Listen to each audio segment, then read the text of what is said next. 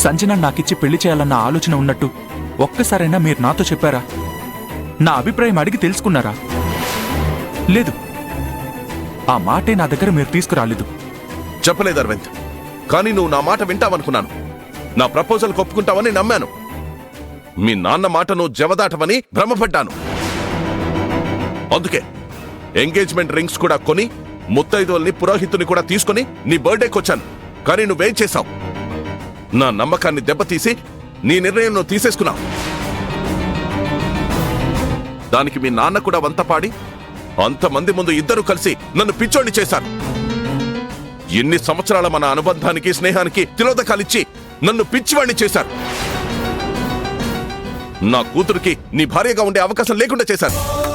నాకు నాన్నంటే ఎంత గౌరవం ఉందో మీరంటే కూడా అంతే గౌరవం ఉంది అంకుల్. వ్యాపారానికి సంబంధించింది కానీ మరో ఏ విషయమైనా సరే మీ మాటకి నేనెప్పుడూ ఎదురు చెప్పలేదు. ఇక ముందు చెప్పను కూడా.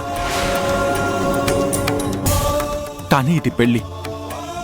పెద్దవాళ్ళుగా మీరు మీ ఇష్టాల్ని, అభిప్రాయాల్ని చెప్పొచ్చు, కానీ ఇదే చేయాలి అని కండిషన్ పెడితే సంసారం చేయాల్సింది మేము, కలిసి ఉండేది మేము. మా మనసులు కలవాలి కదా అంకుల్.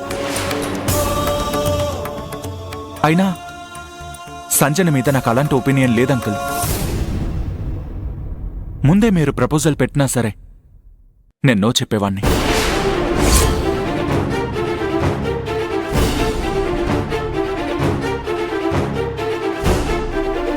నువ్వంత మాట అన్నాక ఇంకా డిస్కషన్ ఎందుకు? వెళ్ళిపో ఇక్కడి నుంచే. నేను ఈ మాట చెప్పడానికి పెళ్లి బట్టలేసుకుని ఇక్కడికి రాలేదంకుల్. మీరు టాపిక్ తెచ్చారు కాబట్టి క్లారిఫికేషన్ ఇచ్చాను. మీరు నమ్మకపోయినా మళ్ళీ చెప్తున్నాను. నేను పవిత్ర దగ్గర పెళ్లి ప్రపోజల్ పెట్టిన విషయం స్టేజ్ మీద అనౌన్స్ చేసేదాకా నాన్నకు కూడా తెలీదు. సరే, ఇవన్నీ తర్వాత. అంత టైం లేదు.